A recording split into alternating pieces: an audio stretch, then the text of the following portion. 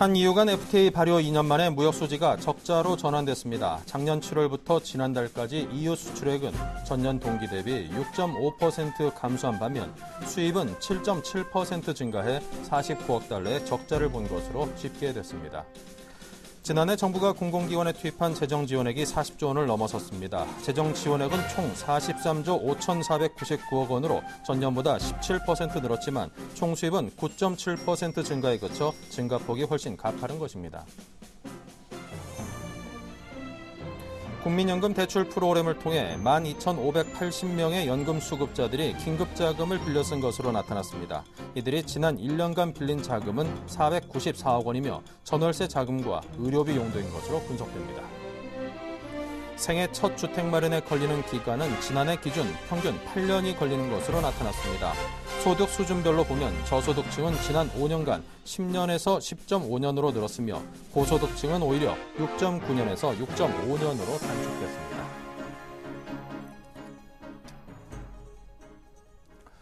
네, 시청자 여러분 안녕하십니까. 오늘장 내일장 진행을 맡은 임동석입니다. 오늘은 6월 21일 금요일입니다. 자, 양적 완화 조기 종료 예상에 따른 시장에 미치는 그 직격탄이 어제도 우리 시장을 강타했었는데요. 여전히 오늘도 우리 시장이 그 악재 상당 부분 휘둘리고 있는 그런 양상을 띠고 있습니다. 자, 먼저 지금 현재 시황이 어떤지 한번 보겠습니다. 네, 오늘도 꽤나 큰 폭으로 조정을 받고 있죠. 33.52포인트가 밀렸습니다. 퍼센트로 따지면 1.81%가 밀렸고요. 1816.97로 1800선대 초반까지 쭉 밀려내렸습니다. 네, 투자 주체별로 보면요. 오늘도 역시 외국인이 무지막지하게 팔았군요. 5,500억대를 팔았습니다. 5,000억대 매도 물량은 요 근래 별로 본 기억이 없는데 굉장히 많이 파는군요. 코스닥도 10포인트나 넘게 빠졌습니다. 515선까지 밀렸습니다. 하지만 장 초반에 깊은 낙폭에 비하면 지금 상당 부분 회복을 한 게 그나마 다행입니다. 주체별로 보면은 외국인이 그래도 코스닥에서는 팔지 않습니다. 기관이 130억 사들이고 있고요. 시장 전반적으로 앞으로 전망을 좀 좋지 않게 보는지 개인만이 133억 원을 팔고 있군요. 환율도 요동치고 있습니다. 9.8원이나 올랐습니다. 1,155.5원입니다.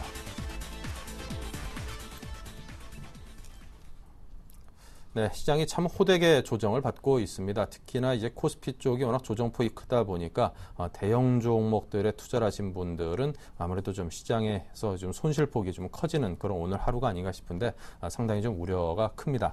자, 먼저 일부에서 준비한 주요 내용들부터 보죠.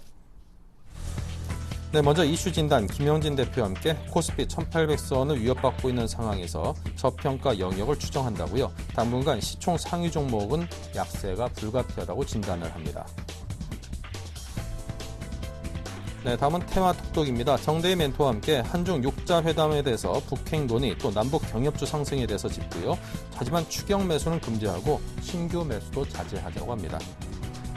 다음 주를 노려라 박영인 전문가와 함께 미국 4, 5월 주택지표와 경기회복 기대감 요인, 또 EU 정상회담, 유럽 성장 기대감이 확대될 것으로 예상한다고요. 하지만 당분간 시장 조정에 따른 저점 확인은 필요하다는 의견입니다.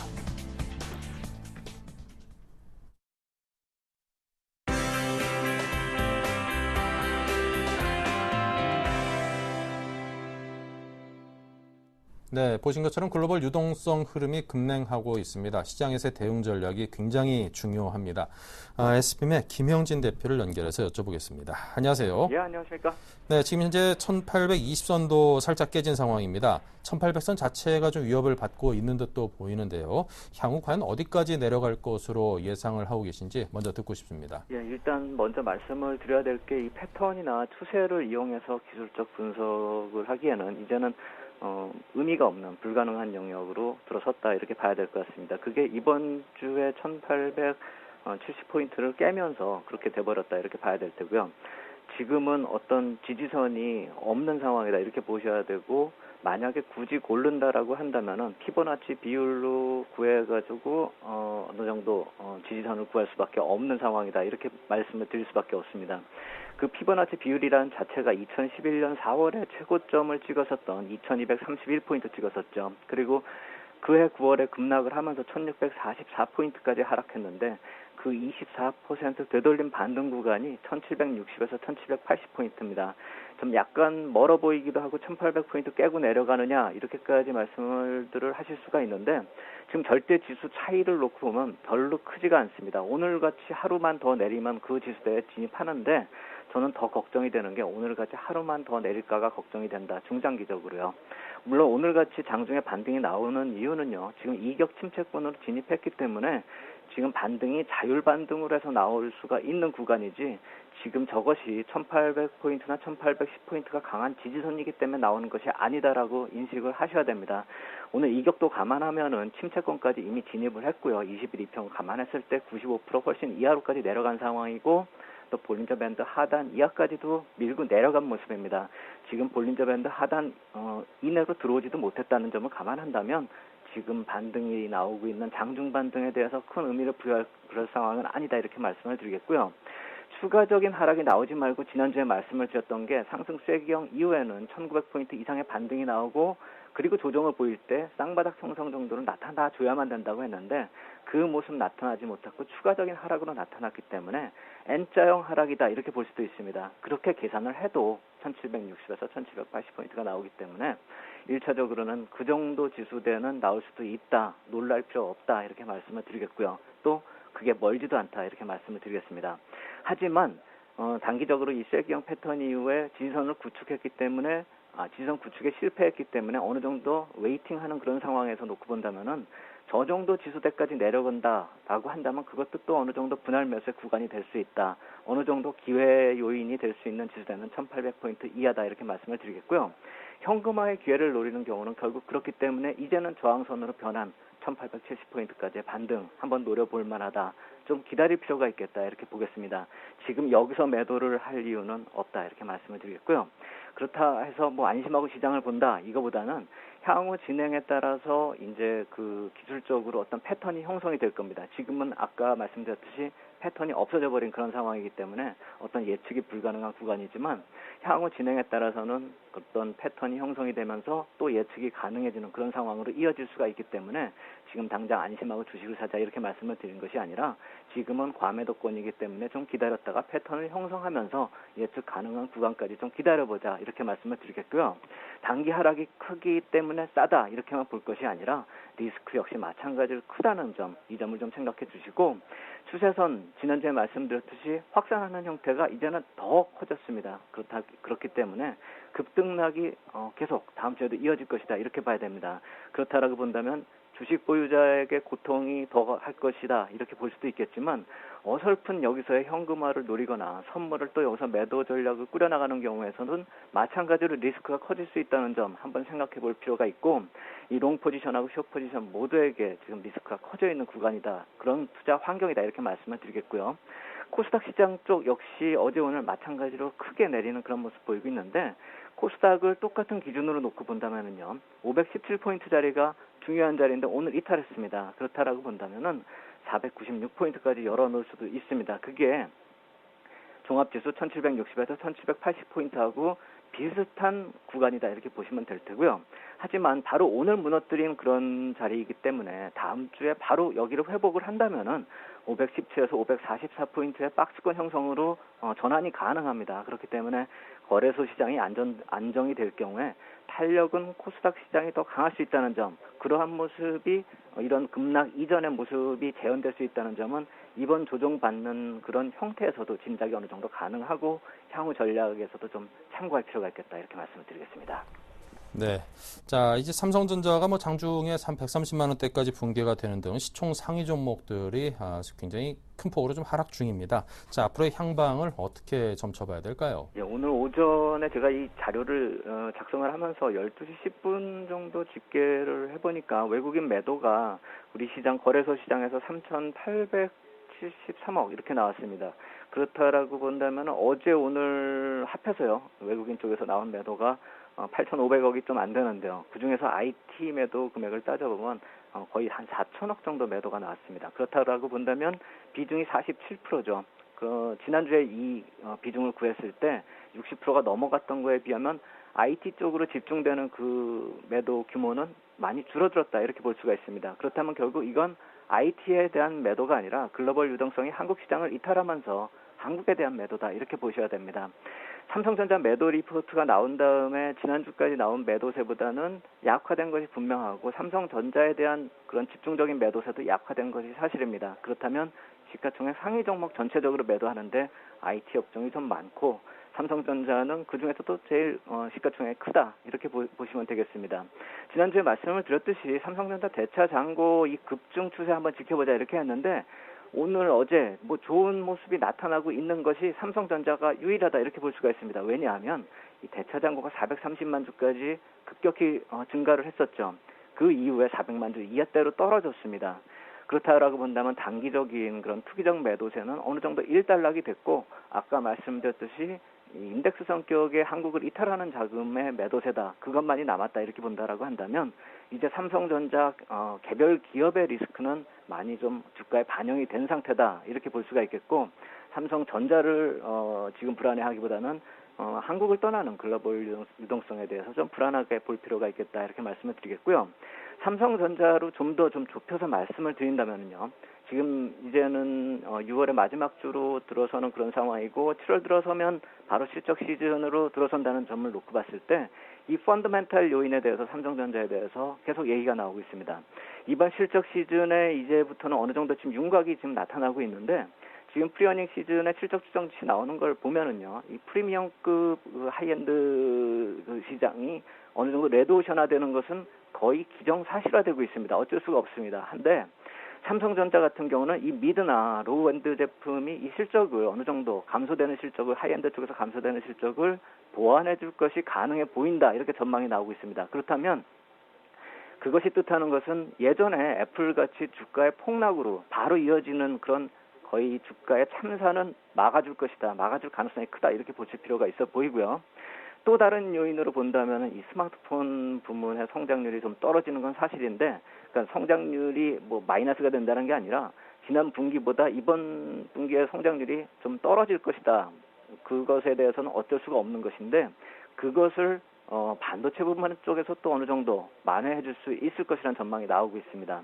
IT 산업 전체가 좀 좋아요. 근데 반도체는 이 출하가 증가되면서 재고까지도 감소하는 아예 호황 국면으로 진입했다는 사실 감안을 해줘야 된다는 것이죠. 하이닉스 쪽이 좋은 것은 사실인데 삼성전자에도 그동안 우리가 스마트폰 때문에 잊혀졌었던 반도체 부분도 있다는 점, 이 점을 한번 다시 생각을 해볼 필요가 있어 보이고요. 물론 그게 이익 비중에서 큰 부분을 차지하고 있지 않기 때문에 주가에 그렇게 크게 탄력적으로 상방으로 밀어 올릴 것이다. 이렇게 볼 필요는 없다라고 보지만 지금같이 위기설이 나오고 있는 이런 상황에서는 삼성전자 쪽에 아직도 좀 긍정적으로 볼 만한 요소들 몇 가지는 남아있다. 그것이 꼭 위기로 이어진다. 이렇게 볼 필요는 없다. 이렇게 말씀을 드리겠고 다만 그것이 삼성전자가 여태까지 주가 흐름에 있어서 대세로 흘러왔었던 스마트폰 부문에서 기인하는 그것이 아니기 때문에 신고가를 만드는 그런 탄력적인 모습이 어닝 시즌에 들어가도 이번에는 나오기가 힘들 것 같다라는 정도의 시각으로 볼 필요가 있겠다 이렇게 말씀을 드리겠습니다. 네. 자, 그리고 현재 시장이 좀 하락하는 이유가 이제 벤버랭키 의장의 그 발언 쇼크만의 문제가 아닌 것 같고 또 환율이라든가 중국 경제 부진이라든가 여러 가지 좀 복합적으로 작용하는 좀 그런 상황이 아닌가 싶습니다. 자, 이런 글로벌 시장의 혼란이 언제쯤이면은 잠잠해질 수 있을까요? 그것도 상당히 좀 많이 관심들을 가질 수밖에 없는 상황이라고 봅니다. 벌써 이틀째 진행이 되고 있는데 그 폭이 너무나 크죠. 어떻게 보면은 예전에 출구 전략이 나타났을 때 이머징 마켓 시장이 뭐 20%가 내리고 미국 시장은 10%도 안 내렸다 이런 거하고 비교해 본다면은 만약에 이번 미국 시장 쪽에서 낙폭이 좀 줄어들거나 반등이 나온다 하더라도 우리 시장 쪽이 만약 그것을 이어갈 수 있을까 하는 걱정은 들기는 듭니다. 글로벌 유동성 흐름이 변화가 시작한 것이지 이게 변화가 단순히 단기적으로 마무리될 것이 아니라는 점이 어느 정도 확실시 되고 있는 것이 이번에 FOMC 회의 결과였기 때문에 그렇다라고 봐야 될 테고요. 글로벌 유동성 흐름의 변화는 사실 이미 지난 4월부터 시작이 됐습니다. 이게 금 ETF 시장에서 많은 자금이 거의 20%의 자금이 이탈하는 그런 모습에서 금값이 폭락하면서부터 이미 유동성 변화 얘기가 계속 나오고 있었죠. 그때부터 이미 주가에는 반영이 되기 시작했었던 것이고 자산 시장에도 반영이 되고 있었다. 이렇게 봐야 됩니다. 이제는 이 6월 들어서는 거기서 실질적으로 글로벌 뮤추얼 펀드에서 자금 이탈이 미국 시장 쪽에서 감지가 되고 있습니다. 채권 펀드에서 6월 달 들어서 이제 자금이 좀 유출되기 시작하고 있는데 그게 2012년 이후에 처음 나타난 일이고요. 주식 펀드에서도 이제 유출이 나타나고 있습니다. 이게 2013년 들어서 처음 나타나는 일입니다. 그렇다라고 한다면 지금의 이러한 자금 이탈이 우리 시장, 뭐 한국 시장, 이머징 마켓 시장 이런 펀더멘털적인 악화를 미리 반영하는 것이 아니라 돈이 빠져나가고 있기 때문에 인덱스 성격의 펀드에서 돈이 빠져나가면 바로 매도가 나올 수밖에 없는 그런 구조를 이해하신다면은 지금은 펀더멘털하고 상관없이 글로벌 유동성 축소가 바로 1차적으로 미치는 그런 영향권에 진입해 있다 이렇게 보셔야 됩니다.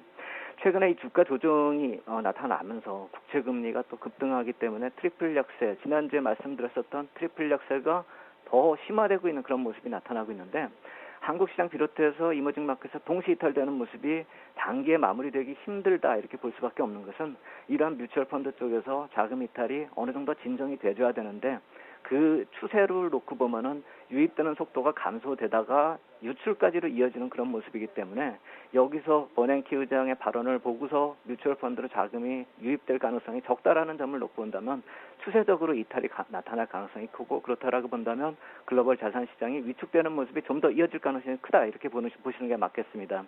우리가 만약에 이걸 수치로 확인하고 싶으시면은요. 지난주에 말씀을 드렸었던 미국제 10년물 2.4%까지 진입하고 있습니다. 제가 2.2%대가 반락의 1차 구간이고 2.4%대가 중요하다 이렇게 말씀을 드렸는데 2011년 10월하고요. 2012년 3월에 바로 이 구간까지 왔다가 반락을 하면서 그나마 좀 다행스럽다라는 결과로 이어지면서 금리가 안정되고 주식시장은 다시 상승 추세를 갔었는데 이번에는 2.4%를 찍었는데 가라앉지가 않고 있기 때문에 이것이 오늘 밤에 미국 시장에서 어떻게 2.4%에서 더 돌파를 할지 이게 가라앉을지에 따라서 다음 주 시장에 아주 중요한 변곡점이 만들어질 수 있다는 점을 생각해 봐야 됩니다. 만약에 2.4%를 돌파해버려서 기술적 흐름으로 추가적인 상승이 나온다라고 한다면 2.7%나 2.8%까지 상승이 가능하다 이렇게 볼 수가 있는데 그렇게 될 경우에 충격은 굳이 제가 지금 이 자리에서 말씀을 드릴 필요가 없을 것입니다. 반락이 나타나더라도 단기적으로는 과거의 모습을 봤을 때 채권 시장이 강세로 돌아서고요. 또 반대로 주식시장은 약세로 흘러가는 그런 정석적인 움직임이 나타나기 때문에 단기적으로는 이게 2.8%를 향해서 가건 2.4%에서 반락을 하건 주식시장 쪽에서는 좀 난해한 그런 해석이 나타날 것이다. 이렇게 보셔야 될 테고 움직임 역시 마찬가지로 좀 안 좋을 것이다. 이렇게 봐야 됩니다. 특히나 이제 한국 시장, 채권 시장 매도가 외국인 쪽에서 주식시장 말고도 뭐 채권 시장에서도 이탈하는 모습이 오늘 나타나고 있습니다. 주식 시장에서 선물을 사고 있지만 채권 시장에서는 이탈하는 모습이 지금 계속 감지가 되고 있는데요.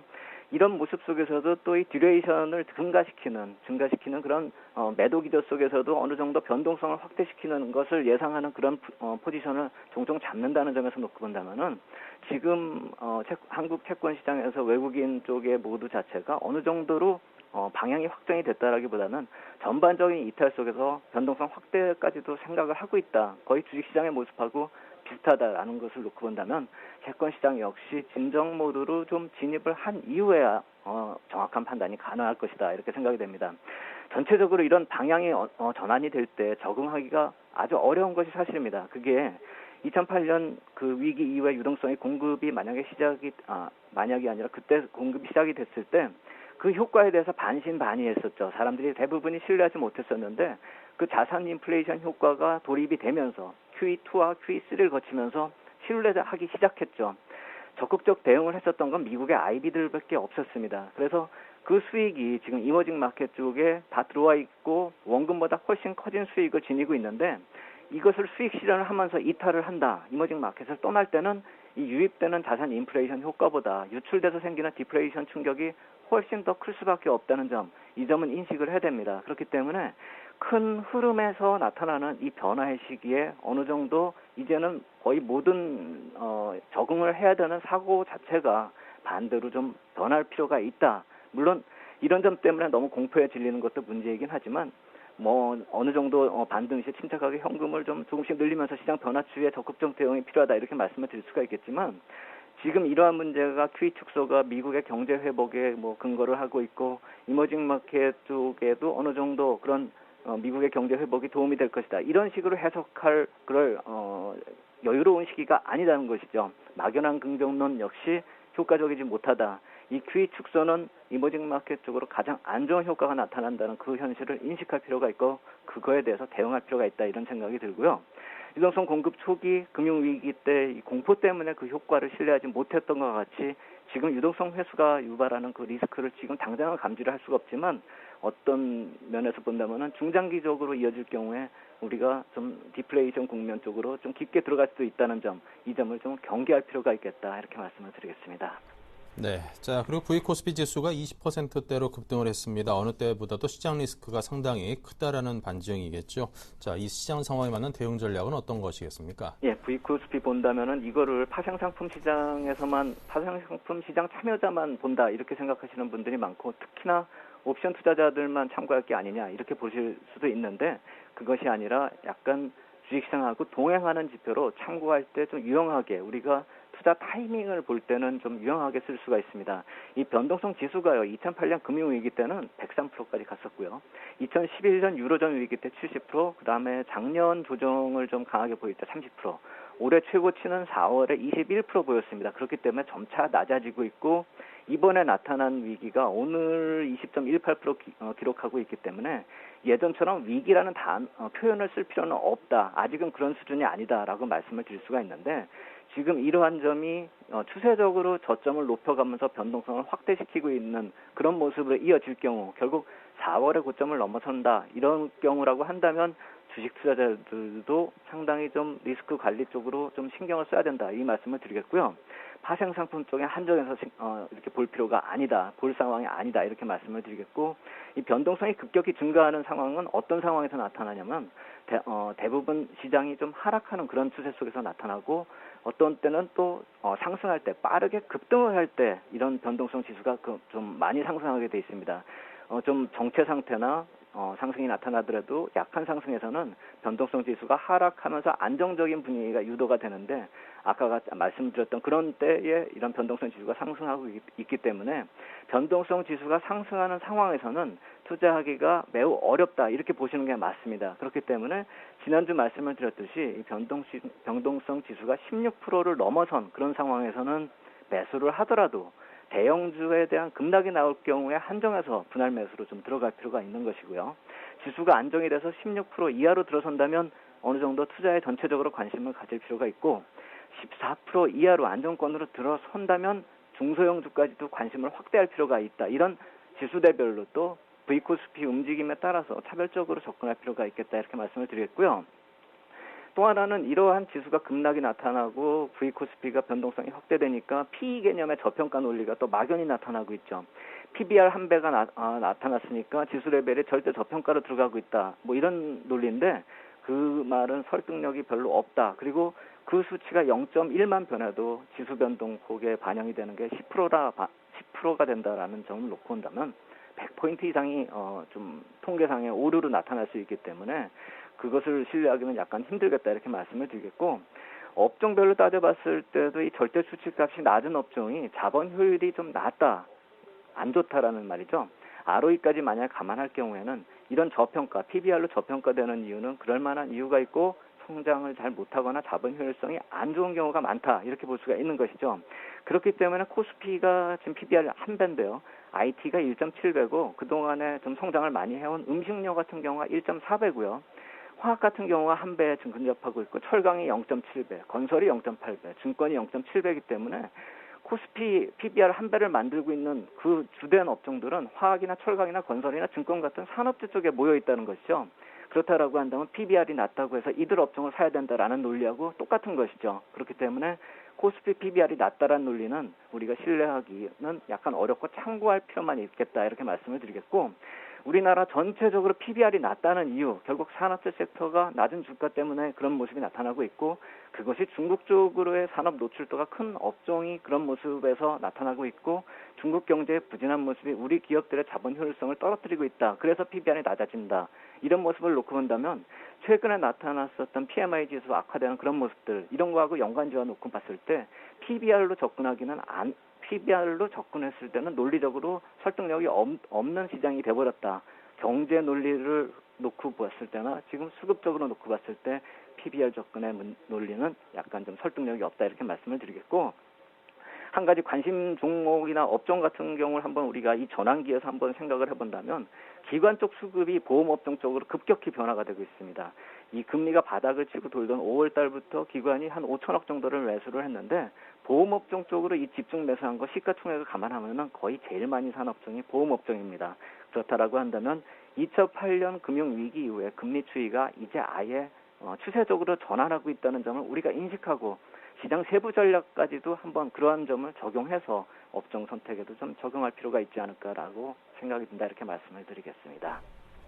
네, 자 이렇게 해서 SBM의 김영진 대표님과 함께 지금 시장에 대한 분석과 그에 따르는 전략 등을 함께 들어봤습니다. 오늘 말씀 감사합니다. 감사합니다.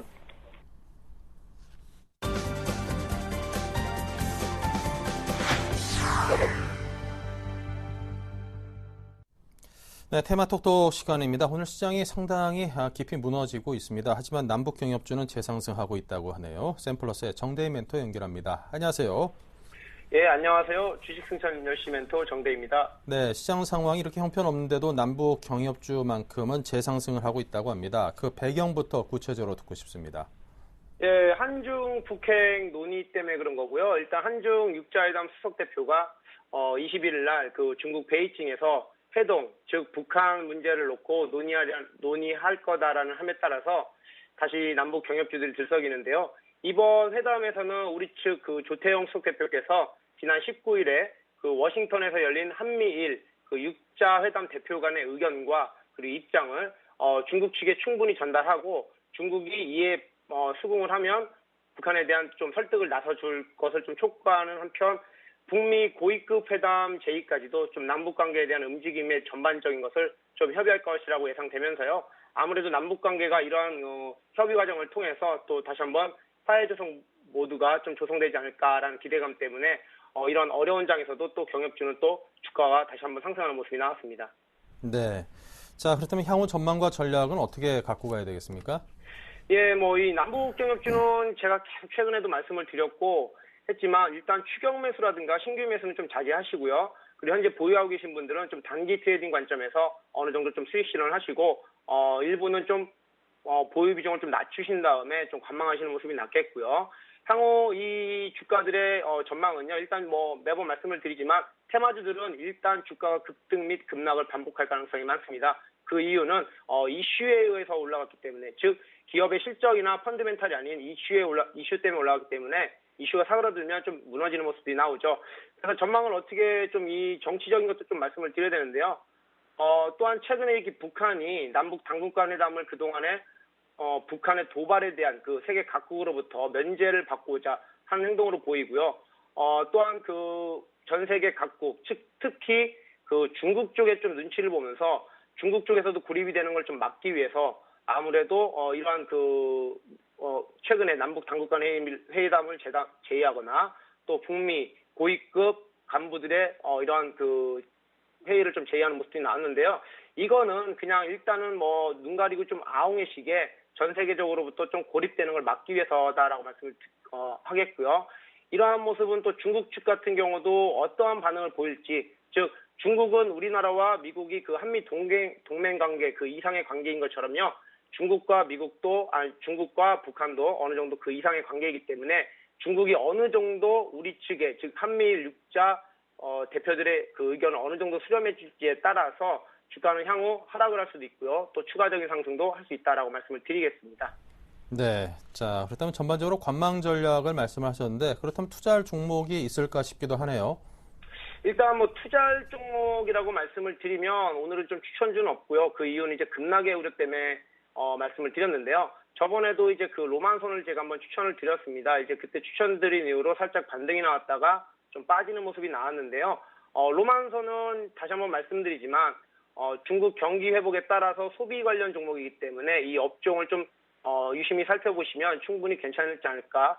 최근에 또 로만손에 또 이런 팁을 하나 드리면 김연아 선수가 또 이 업체의 또 광고 모델이거든요. 그래서 이런 김연아 선수라든가 이런 여러 가지 또 이슈가 있기 때문에 로만손이라는 회사를 좀 관심 있게 보셔라라고 좀 말씀을 드리고 싶습니다. 네, 로만손을 말씀하셨습니다. 지금까지 남북경협주 정대희 멘토께서 설명해 드렸습니다. 감사합니다. 예, 수고하셨습니다.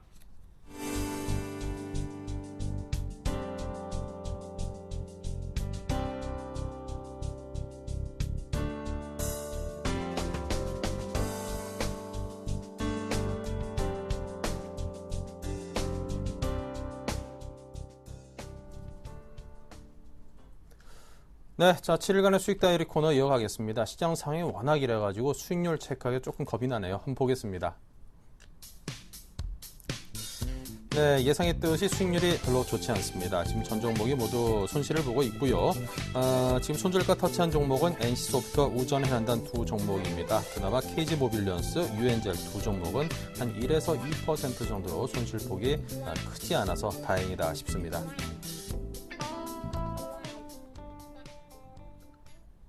네, NH투자증권의 박지훈 차장을 연결해 보죠. 안녕하세요. 네, 안녕하세요. 네, 유엔젤이 현재 손실이 마이너스 2%입니다. 그나마 좀 소폭이라서 선전을 하고 계십니다. 어떻게 대응하시겠습니까? 예, 기본적으로 지금 유엔젤은 뭐 사모펀드 쪽 연기금 매수, 그다음에 증권 상품 쪽, 그다음에 보험 쪽에 어떤 기관 골고루 좀 매수가 들어오고 있는 그런 상태에서 일단 시장이 어떤 변동성이 상당히 큰 그런 이번 주였는데 그래도 그나마 좀 선방을 하지 않았나 싶고요. 네, 다만 이제 시장이 이제 어느 정도 안정 기미가 좀 있어야 되는 그런 상황에서 제가 한번 말씀드렸던 게 이제 다음 주 정도 해서 유엔젤 자체 어떤 모멘텀들이 좀 있다라고 말씀드렸던 것들은 결국 게임 쪽에 어떤 집중을 해야 되는 거 아닌가 생각하고 있습니다. 그래서 게임 관련 종목들의 어떤 특징이 뭐냐하면 결국 게임에 대한 출시 쪽에서의 어떤 그 전에 어떤 주가의 움직임이거든요. 그래서 그런 전략 측면에서 한 2주 정도 어떤 피어리드를 가지고 접근하는 게 맞지 않느냐 해서 이번 주 초부터 다음 주까지 한번 이렇게 쭉 보자라고 말씀드렸는데 하여튼 뭐 다음 주 정도면 다음 주부터 7월 초까지는 유엔젤 자체 어떤 모멘텀이 있는 그런 구간이기 때문에 좀 잘 봐야 되는 부분이고요.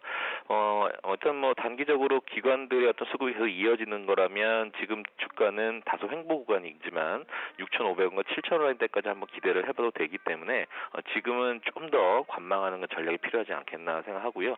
추가 매수 추매 전략은 아닌 것 같습니다. 지금 시장 전체적으로 불안한 상황이 좀 이어지고 있기 때문에 그렇게 한번 매수하셨던 분들에면 좀 지켜보는 전략으로 한번 말씀드려보도록 하겠습니다. 네. 자, 그렇다면 시장 상황이 워낙 녹록치 않은데요. 자, 종목은 어떤 거를 추천하실런지요? 예, 이번 주 코스닥 시장 상당히 겁이 났던 그런 한 주였음에도 불구하고 상대적으로 상당히 견조했던 그런 종목 중에 하나입니다. 플랜티넷이라는 종목인데요. 일단은 뭐 플랜티넷에 대해서 뭐 대부분 투자자분들은 아실 거라고 생각하고 있습니다.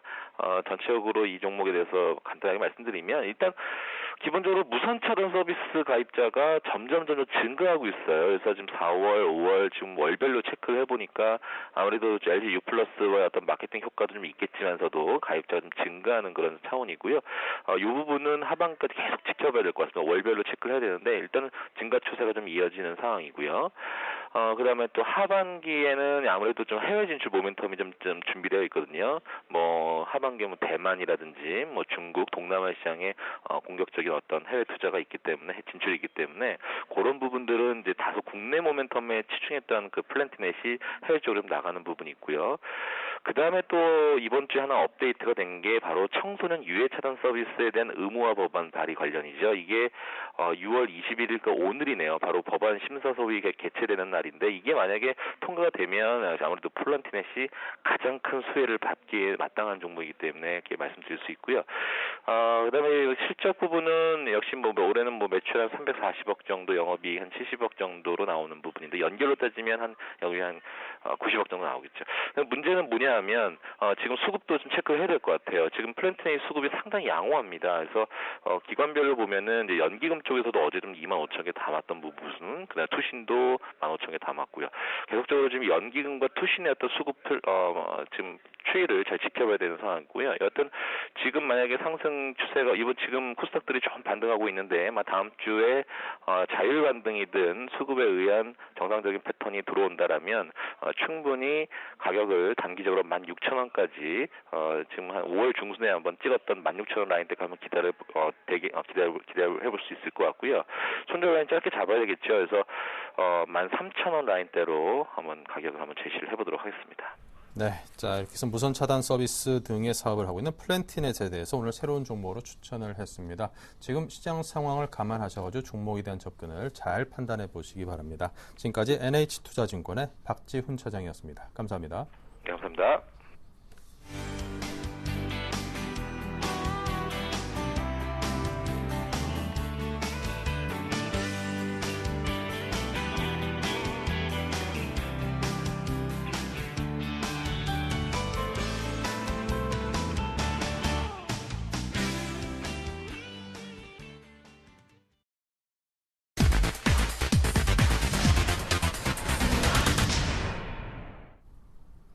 네, 다음 주를 노래라 코너를 이어가겠습니다. JB스탁의 박영인 전문가 모셨습니다. 어서 오십시오. 네, 안녕하세요. 네, 시장 상황이 참 좋지가 않습니다. 이런 가운데서 미래창조과학부가 LTE 주파수 할당 방안을 공개하면서 그 후폭풍이 거세게 일고 있습니다. 워낙 이 통신사들 간의 첨예한 그런 대립 양상을 보일 수밖에 없는 그런 부분이라서요. 향후 전망과 분석을 들려주십시오.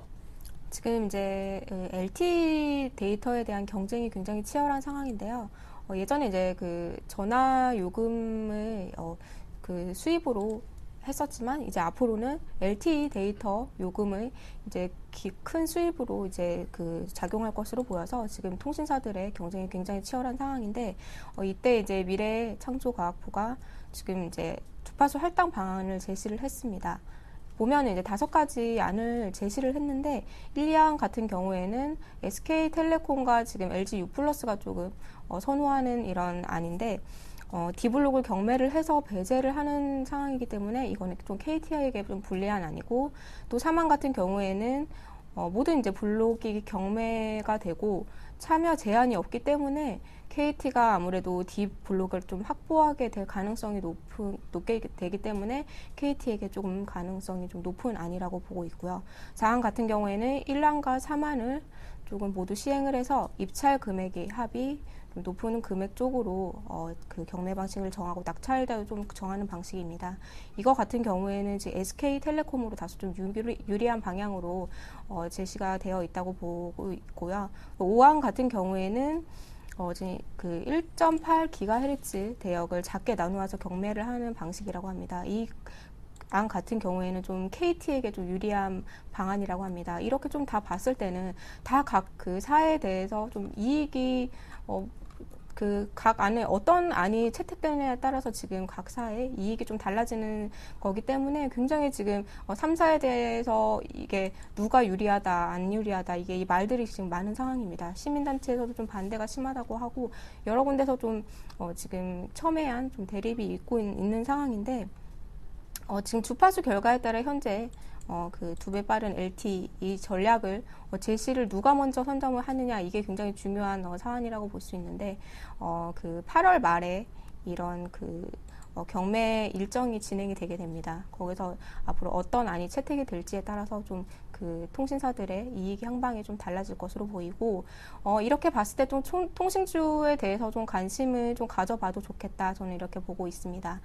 왜냐고 하면 지금 굉장히 증시가 많이 하락하고 있는데요. 이거에 대한 이제 경기 방어주로서의 역할도 하고 또 지금 그 배당주로서도 굉장히 매력이 높기 때문에 통신주 같은 경우에는 떨어질 때도 좀 하락폭이 적은 상황입니다. 그렇기 때문에 지금부터 조금씩 관심을 가져보셔도 될 것 같고요. 앞으로도 그 LTE에 대한 경쟁이 있기 때문에 LTE 장비주들도 조금 관심 가져보면 좋을 것 같습니다. 네, 알겠습니다. 자, 그렇다면 다음 주 우리 시장 오늘만큼이나 상당히 좀 좋지 않은 흐름을 이어갈 수도 있기 때문에 튼튼히 대비를 해야 되겠습니다. 어떤 대비책을 준비하셨습니까? 다음 주에는 굉장히 다양한 경제 일정이 발표가 되는데 현 시점에서 굉장히 이 경제 지표 발표가 또 중요하다고 볼 수 있고 앞으로 지금 다음 주가 굉장히 좀 중요한 그 시점이 되지 않을까 이렇게 보고 있습니다. 지금 이제 그 지표의 문제라기보다도 지금 투자 심리가 굉장히 악화가 되고 있고 또 외인들의 물량들이 굉장히 우리나라에서 많이 빠져나가고 이머징 국가에서도 많이 빠져나가는 상황이기 때문에 당분간의 조정은 불가피하다 저는 이렇게 보고 있습니다. 현재 이제 그 미국의 지표에 대한 시장 컨센서스는 굉장히 좀 예상치를 상회할 것으로 보고 있고요. 근데 그 중에서도 제가 조금 다음 주도 지켜봐야 될 게 환율이라고 봅니다. 환율 같은 경우에는 지금 1160선까지도 지금 좀 위협하고 있는 상황인데, 1155 그 원까지의 조금, 어느 정도 향방에 대한, 조정이 조금 필요하다고 보이고, 여기서 우리나라에서 지금 1200원 이상까지 갈 일은 없다. 만약에 그렇게 된다면 나라에서 어떻게 조치를 취하겠다 이렇게 이야기가 나오고 있는데, 그만큼 좀 환율에 대해서 조금 생각을 해봐야 될 것 같습니다.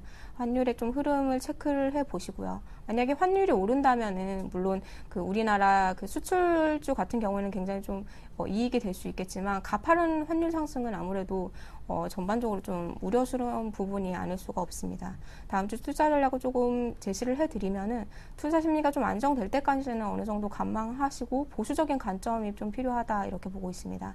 지수의 향방이 아직 그 하방이 지금 지지가 되지 않은 상황이기 때문에 추가적인 하락도 나올 수 있는 지금 상황이고요. 코스피보다는 앞으로 만약에 반등이 나온다면은 코스닥 쪽으로 좀 반등이 좀 강하게 들어올 것 같습니다. 코스피는 환율의 문제도 있지만 지금 외인들이 많이 주둔하고 있는 이런 그 대형주들이 많기 때문에 코스피보다는 코스닥이 조금 더 나을 것 같고요. 코스닥이 반등할 때는 실적이 좀 좋은 IT주들이나 자동차주, 미디어 또는 이제 그 요즘에 LED 관련해서 그 섹터들이 지금 조금씩 반등이 강하게 나올 수 있는 만큼, 또 만약 반등 시에는 그런 업종들을 좀 관심 가져보시면 좋을 것 같습니다. 네, 자 그렇다면 다음 주 꼭 체크해야 될 일정들이 꽤나 있을 것 같은데요. 어떤 것들이 있습니까? 다음 주 6월 25일에서 28일까지는 연준 총재 연설이 준비되어 있고요. 25일에는 미국의 4월 그 주택가격 지수와 신규 주택 판매 지수가 발표가 되고요. 6월 27일에는 EU 정상회담이 준비가 되어 있습니다. 네. 자, 이틀째 번번행키 쇼크가 지속이 되고 있습니다. 시장이 상당히 크게 흔들리는데요. 다음 주에 연준 총재 연설이 예정돼 있는데, 이 출구 전략에 대한 우려가 좀 어느 정도는 좀 해소될 수 있는 그런 모멘텀이 될 수 있을까요? 아무래도 지금 버냉키 의장의 그 발언이 굉장히 세계를 들썩거리고 있는데요. 특히나 우리나라가 굉장히 그러한 영향을 더 크게 받고 있는 모습입니다. 이번 연설에 지금 좀 이제 그 버냉키가 출구 전략을 내년부터 조금 시행을 할 수도 있다 이렇게 가능성을 열어놨기 때문에, 아무래도 지금 이제 연준 총재 연설에서도 버냉키 의견에 대한 좀 뒷받침을 해줄 이야기들이 좀 나오지 않을까 생각하고 있습니다. 네. 자, 그리고 미국의 4월 주택 지수도 발표될 텐데요. 상승에 대한 기대감이 커지고 있습니다. 어떤 분석을 하십니까? 지금 전 동월 대비 10.4% 상승을 해서 10%대 이제 높은 상승률을 조금 이어갈 것으로 좀 보이고요. 그리고 6월 전미 주택 시장 지수가 52선까지 갔습니다. 7년 만에 굉장히 최고치를 나타냈다고 하는데, 경기 지수, 특히나 주택 지수는 굉장히 지금 높아지고 있습니다. 이러한 주택 지표의 이제 양호한 흐름 같은 경우에는 미국의 경기 회복 속도를 좀 가속화시키고 있다. 이런 점에서 좀 긍정적으로 볼 수 있을 것 같습니다. 네. 자, 끝으로 27일에는 EU 정상회담도 예정돼 있던데요. 여기서 유럽의 성장 정책이 어느 정도 확정될 수 있을지 관심이 큰데요. 네. 지금 이제 중소기업 자금 지원 방안도 또 제시가 됐었습니다. 유럽이 긴축에 대해서 좀 많이 긴축 쪽으로 열어놨었는데, 이제는 긴축보다는 성장 쪽으로 좀 가야겠다, 이러한 의견들이 좀 많은 것 같습니다. 앞서서 이제 프랑스 대통령도 지난 주말 이제 그 국가 부채가 어느 정도 위기가 끝났다 이렇게 이야기를 한 바가 있습니다. 그런 만큼 이제 앞으로도 좀 성장 속도를 높일 것으로 보이고요. 그리고 지금 ECB가 중소기업 자금 조달을 위해서 ABS를 지금 양적 완화를 추진을 하겠다 이렇게 밝힌 만큼 성장 이제 그 정책이 최종화가 되면은 7월부터는 이제 정책 실행 단계로 좀 진입을 하지 않을까 이렇게 보고 있습니다. 네. 자, 시장 상황이 좋지 않으니까 종목을 추천하기가 다들 좀 힘겹다, 이런 생각들을 전문가분들께서 하실 것 같습니다. 어떤 종목 발굴하셨습니까? 저도 좀 그렇게 네. 좀 부담스럽기도 하지만 그 중에서 좀 이제 앞으로 수급이 좀 견조한 종목, 저번 주에도 제가 수급이 견조한 종목을 보아라 이렇게 말씀을 드렸는데, 이번 주도 좀 수급이 견조한 종목을 가지고 나왔습니다. 바로 SFC라는 종목인데요. 이 회사 같은 경우에 태양용 백시트를 개발하는 업체입니다. 지금 이 차트를 보시게 되면은 21선 오늘도 굉장히 코스피가 3%까지도 빠졌었죠. 그래서 그렇게 빠졌기 때문에 21선 이탈하는 흐름을 보였지만 다시 밑골이 남기면서 굉장히 탄력 있게 올라오고 있습니다. 지금 저점 찍고 굉장히 오름세 견조하게 올라가고 있고요. 매물대도 현재 뚫은 상황이고 현 구간에서는 지금 매수가를 21선 부근 그래서 지금 4,400원부터 4,500원 이 사이로 매수 가능하다고 보이고요. 여기서 조금 조정이 있을시라도 지금 계속적으로 우상향인 흐름을 보여주고 있기 때문에 그 추세에 견조할 것으로 보이고 목표가는 5,000원으로 잡아드리도록 하겠습니다. 그리고 손절가 같은 경우에는 61선 부근인 4,150원으로 제시를 해드리고요. 수급 살펴보시면 외인이나 기관들이 굉장히 견조한 흐름을 나타내주고 있는데요. 제가 한번 수급을 좀 짚어드릴 텐데 보면은 기관 투자자들이 굉장히 매수세가 강하게 들어오고 있습니다. 지금 지수가 굉장히 빠지고 있는 상황에서도 이렇게 견조한 연일 매수세를 나타내주고 있는 모습으로 와서 앞으로 조금 더 그 주가가 윗방향으로 갈 수 있겠다. 그리고 지금 실적조차도 좀 견조한 흐름이기 때문에 이 종목 좀 관심 가져보시면 좋을 것 같습니다. 네, 알겠습니다. 오늘은 SFC를 종목으로 추천을 받아봤습니다. 자, 그렇다면 이제 이어서 포트폴리오 점검을 해봐야겠죠? 제가 첫 번째로 이제 제가 잠깐만 정리를 해드리자면요. 현금이 15% 비중이고요. 솔리드, 유진로봇, 아프리카TV가 20%씩 세 종목이 60% 차지하고 있고 SK 브로드밴드가 15%의 비중으로 편입이 되어 있습니다. 네, 여기서 유진로봇은 현재 마이너스 8.8%가 손실을 좀 보고 있습니다. 하지만 또 이정복 대표 등 저희 프로그램 함께 하시는 그 전문가분들께서 유진로봇에 대해서 긍정적인 그런 의견을 주시는 만큼 기업 자체에 대해서는 좀 기대감을 가져볼 만하지 않을까 싶습니다. 자, 의견은 비중 축소, 손절가 하향을 말씀하셨고요. 자, 솔리드는 소폭 수익을 보고 있습니다. SK 브로드밴드도 지금 시장 상황에서 5% 가까이 수익 내고 있고요. 아프리카TV도 마이너스 2.7% 소폭밖에는 안 빠져 있는 상황입니다. 네, 자, 이 종목들에 대해서 어떻게 해볼까요? 첫 번째로 제가 유진로봇을 설명을 드릴 텐데요. 오늘 굉장히 최저점까지 2,500원 부근까지도 하락을 했다가 다시 반등이 나타나고 있습니다. 지금 부근에서는 지금 지수가 흔들리고 있기 때문에 이평선을 이탈한 모습이기 때문에 지금 구간에서는 정리를 할 시기는 아니라고 보고 있고요. 지금 저점 찍고 다시 한번 올라오기 때문에 정리를 하더라도 반등 시에 정리하시는 게 좋으시고 지금 이제 유진로봇 같은 경우에는 지금 로봇 산업 관련해서 이야기도 굉장히 긍정적으로 나오고 있습니다. 그렇지만 지금 이러한 정부 지원 체계도 불구하고 지수 하락으로 인해서 지금 좀 수급이 불균형한 상태이기 때문에 그리고 지금 거래량이 없기 때문에 조금 이렇게 빠지는 모습을 보여주고 있는데 여기 이평선 한번 그 지지를 받게 된다면 또 한번 이 종목 같은 경우에 또 크게 상승할 때는 또 상한가를 금방 가는 종목입니다. 그런 만큼 탄력적인 종목이니만큼 앞으로 좀 이제 지켜보시면서 제가 앞으로도 추후에 나와서도 이걸 설명을 해드릴 테니까 지금은 보유하고 계시고 손절가는 2,600원으로 제가 다시 한번 조정을 해드리도록 하겠습니다. 네. 그리고 두 번째 종목으로는 솔리드를 제시를 해드리는데 지금 보게 되면은 굉장히 장 흐름이 안 좋음에도 불구하고 4%대 상승세를 나타내고 있습니다. 제가 아까 LTE 관련해서 이야기를 드렸었는데 LTE 데이터 경쟁이 굉장히 심화되고 있는 상황에서 지금 LTE 장비주들도 굉장히 주목을 받을 수 있습니다. 그런 관점에서 지금 이제 목표가까지 이 종목도 가져가시고요. 세 번째 종목은 아프리카TV입니다. 이 종목 같은 경우에도 지금 추세적으로 굉장히 견조한 흐름 나타내고 있습니다. 수급들도 지금 견조한 흐름이기 때문에 우선 지표상으로 이제 종목상으로 지금 문제가 있는 상황이 아니기 때문에 이 종목도 계속적으로 가져가시기 바라고요. 나머지 제가 마지막 종목으로는 SK 브로드밴드입니다. 제가 이것도 이제 설명드리고 나서 굉장히 또 상승 흐름 견조한 모습인데요. 지금 현재 이제 단기 이평선도 지금 상회한 모습입니다. 여기 지지하고 다시 한번 정고점까지 갈 수 있는 만큼 이 종목도 가져가시기 바랍니다. 네, 알겠습니다. 자, 이렇게 해서 최종 포트폴리오 공개와 AS까지 해드렸습니다. 지금까지 박영인 전문가였습니다. 감사합니다. 네, 감사합니다. 네, 자, 지금 시장 상황이 대폭 하락은 했습니다만 하락폭이 좀 줄여가고 있습니다. 그만큼 다음 주에 대해서 좀 기대감 가져봐도 되지 않을까 싶기도 한데요. 잠시 후 마감 시황과 함께 2부 찾아뵙겠습니다.